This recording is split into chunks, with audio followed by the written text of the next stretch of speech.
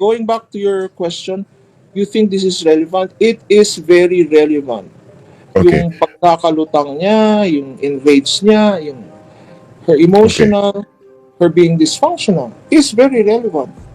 Okay. Basahin ko na sa viewers natin yung Article 7 para mas malinaw sa kanila. No? Ito yung the Also, totality of respondents' conduct as Vice President, including her commission of the foregoing acts, clearly display conduct constituting a betrayal of public trust, culpable violations of the Constitution, and graft and corruption. Ngayon, kung pag pinag-usapan po ito sa trial, so tama ba? You will have to bring in psychiatrists and other experts to prove I this. think, Tama po ba? I think being experts is useful, but as lawyers say, no, you one side brings an expert, the other side will also bring an expert. No? Mm. Uh, so this will be a quarrel between opinions of experts, and I don't think that's necessary because res ipsa loquitur speaks for itself. Her Okay. actions speak for themselves. Her utterances speak for themselves. Uh, they speak to her mental and emotional unfitness to continue operating or to continue functioning as a vice president. I don't know if it's fake news or if it was she was misled into believing that there was also a coming warrant of for her arrest at the ICC. Mm. So creating disinformation. What does that show? It shows not only an emotional issue, a mental issue. Enzorecto, kalaban ang katiwalian at kasinungalingan, kakampi sa katotohanan at kabutihan. Tinawag pong lutang at dispalinghado ng batikang abogado na si Attorney Lorna Capunan, itong si Sara Duterte, dahil raw po mga kabunyog sa pabago-bago nitong muod at hindi normal na pag-ugali. Dagdag pa po niya dito, hindi na raw kailangan ng psychiatrist para patingnan itong si Sara dahil ang kanyang kilos at pananalita ay nagbubunyag na rin raw na mayroon talagang mental issue itong si Sara. Grabe mga kabunyog. Siguradong ang sakit noong pakinggan kung ako si Sara Duterte. Anyway, para po sa iba pang mga sinabi ni Attorney Lorna Capunan. Panoorin po natin ito. Sa impeachment, you need 2/3 vote of the Senate. 16. 16 votes. So kung meron siyang 24 sila, if she gets 8 or 9, 8 votes, if she gets 8 votes that will vote against impeachment, and hindi siya mako-convict. So now, sabi nga ng there is wisdom in saying of us lawyers, no? If you're strong on the facts, focus on the facts. If you're weak on the facts, then focus on the law, whatever law that is. If you're weak on both the facts and the law, focus on the judge. Diba? Ganun yun. And if you're weak on all three, or you're uncertain of all three, start telling jokes. Stop telling jokes. Make a joke of the whole justice system. And that's what she's doing now. Yung mga, alam mo, Christian, I have great respect for stand-up comedians. Yeah. I move around in the entertainment circle, and it takes a lot of preparation. And it takes a lot to say a good joke or a bad joke. I've seen all of jokes. I've heard all of jokes. They are bad jokes. Yeah. To say something about somebody's liig, di ba? Tsaka yung mansanas, grabe. Mansanas, to push it down the throat until this person dies. That's a bad joke. Di ba? And she keeps joking about even this assassination attempt. She says it's a joke. Okay, then she makes herself a designated survivor. That's also a bad joke. Hindi ba? And I have a whole list of bad jokes. I mean, does she intend to replace the Joker? We know what happened to Joker, no? He died. He died from overdose of drugs. After winning an Oscar award. But I don't think so. Kung wala namang ambisyon maging kung wala namang ambisyon maging stand-up comic ang presidente. Stop these bad jokes. It is not serving the country well. It is not it's you. It does not dignify your position. In fact, it is unethical under our canons. Mm-mm.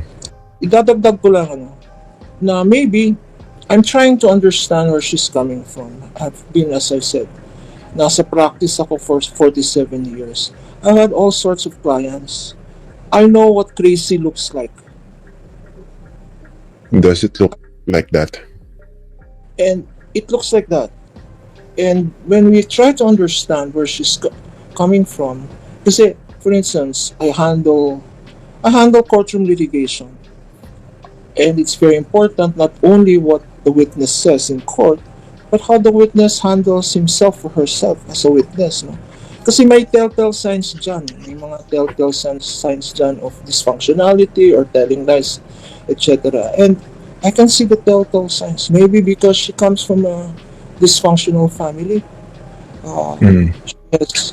She has kasi pag kunyari sa example, annulment case, di ba? Sa annulment case, you try to understand sino bang psychologically incapacitated dito. Is it the husband or the wife? And so you go to the roots. What was her past? Did she come from a dysfunctional family? And I put a check there. She comes from a dysfunctional family. Even her father says, hindi ko maintindihan yan. She's her own person. In fact, her father disagreed with her when she favored this chief of staff of hers, no? When she favored Attorney Sulweta, Attorney Lopez, who lacked the necessary 5 years to be appointed the city administrator of the city of Davao. Sabi ng tatay niya, hindi pwede yan. Wala pang 5 years yan. She insisted. So, even the father disagreed with her back then, in Davao when she insisted. So, talagang may disagreement sila ng father niya. So, broken family. And the other thing I also noticed is, where is she getting her advice from? Because she's blowing hot and cold. Nung nasa Hague siya, nakita natin yung change in demeanor niya, di ba, Christian? Yeah. She even thanked the president for what happened because it allowed her to reconcile. For reconciliation into that broken family, no? She welcomed her stepsister, and they became one family. She thanked the president. You could see that she was very calm, and then she became ballistic again. So I guess it's blowing hot and cold. That's the sign of crazy. That's the sign of dysfunction.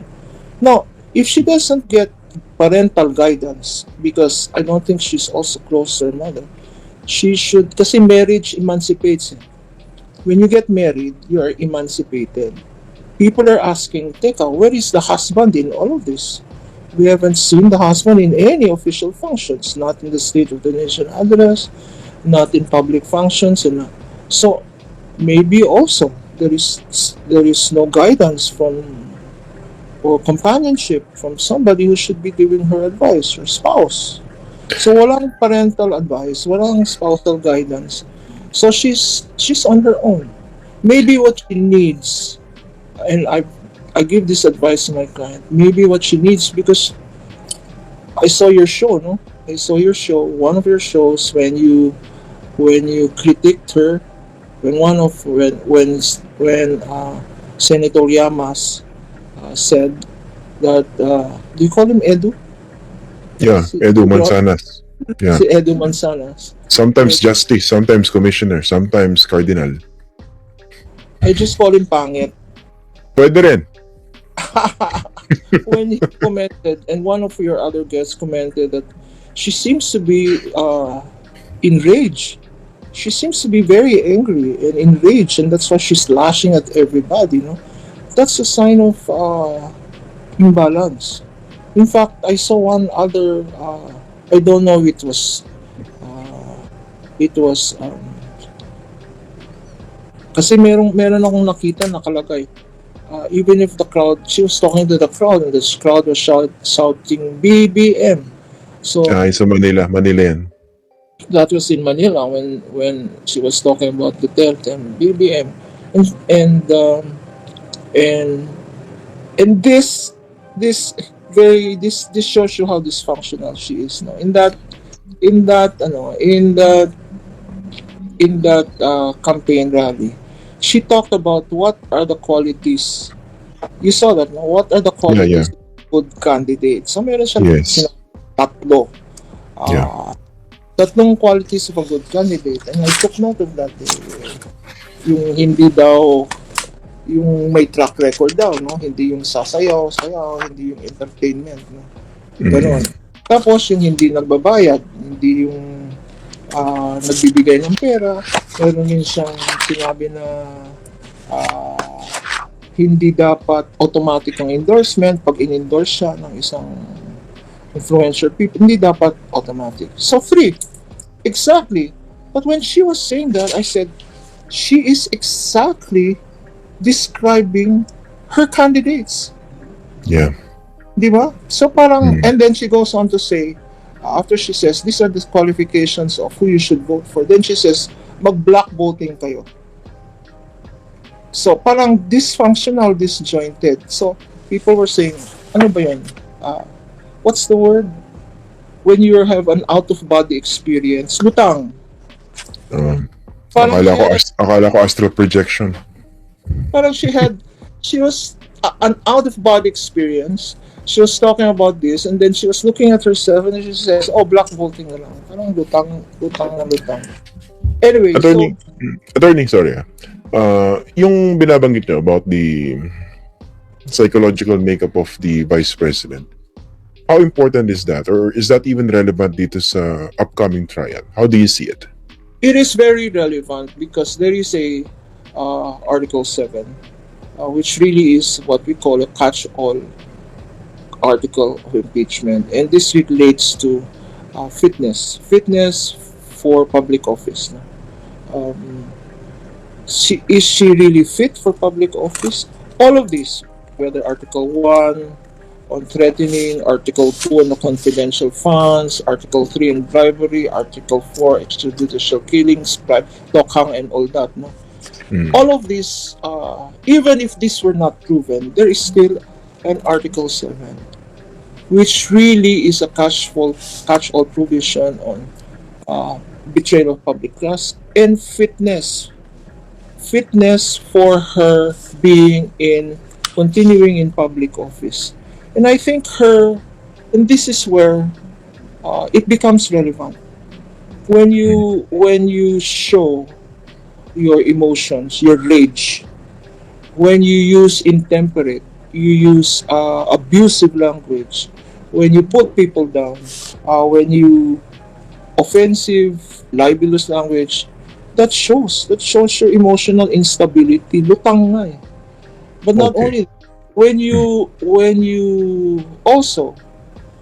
a public official and you refuse to account for your own duties, no? Kasi right now tinitignan niya yung mga campaign promises ng presidente.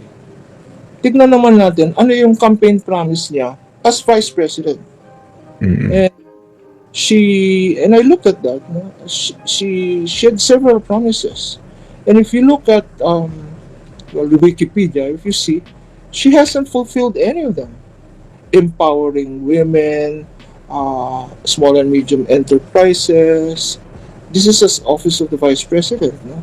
And creating stability, etc., creating jobs and all that. You look at her scorecard. So, if you look at that scorecard, she should be more worried about her performance and looking at the president's performance. And she also is part. Remember, nag-investigate also on fake news. No? She is perpetrating fake news. Lumabas na merong sabina today or yesterday, she was being summoned by the Department of Justice because of a complaint filed by the NBI on similar circumstances as Article 1. in threats and inciting to sedition. And she said that she would comply. But together with that, she came out with the fake news. I don't know if it's fake news or if it was she was misled into believing that there was also a coming warrant of for her arrest at the ICC. Mm. So creating disinformation. What does that show? It shows not only an emotional issue, a mental issue.